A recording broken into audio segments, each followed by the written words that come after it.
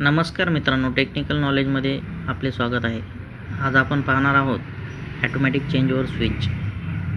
Automatic changeover switch कसे काम करते, वीज गेल्यावर आपोआप जनरेटरवर लोड कसा शिफ्ट होतो आणि वीज परत आल्यावर परत मुख्य सप्लायला कसा जोडतो, हे या सिस्टमचं मुख्य काम आहे. इथे डाव्या बाजूला आपल्याला ट्रान्सफॉर्मर दिसतो. हा आपल्याला MSEB किंवा मुख्य वीज पुरवठा देतो. याच्यामधून 2 वायर फेज आणि न्यूट्रल खाली ऑटोमॅटिक चेंजओव्हर स्विचला जातात. उजव्या बाजूला आपल्याकडे जनरेटर आहे. वीज गेल्यावर आपण लोड बंद पडू नये म्हणून जनरेटर सुरू होतो. जनरेटरमधून सुद्धा 2 वायर फेज आणि न्यूट्रल चेंजओव्हर स्विचकडे येतात.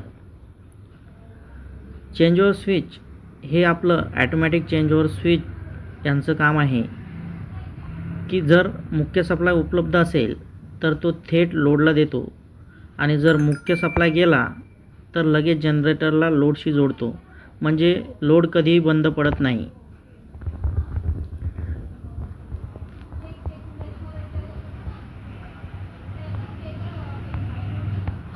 चेंजओव्हर स्विचमधून निघालेला सप्लाय प्रथम MCB मध्ये जातो. MCB म्हणजे मिनिएचर सर्किट ब्रेकर. याचं काम म्हणजे शॉर्ट सर्किट किंवा ओव्हरलोड झाल्यास लोड वाचवणं.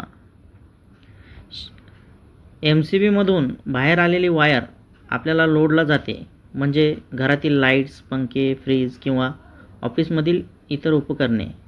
त्यामुळे लोड नेहमी चालू राहतो, मग मेन सप्लाय असो किंवा जनरेटर असो. तर मित्रांनो, या सिस्टममध्ये ट्रान्सफॉर्मरकडून सप्लाय येतो आणि जनरेटर हा बॅकअप देतो. चेंजओव्हर स्विच आपोआप सप्लाय बदलतो आणि MCB सुरक्षा देते. अशा प्रकारे लोड नेहमी सुरळीत चालू राहतो.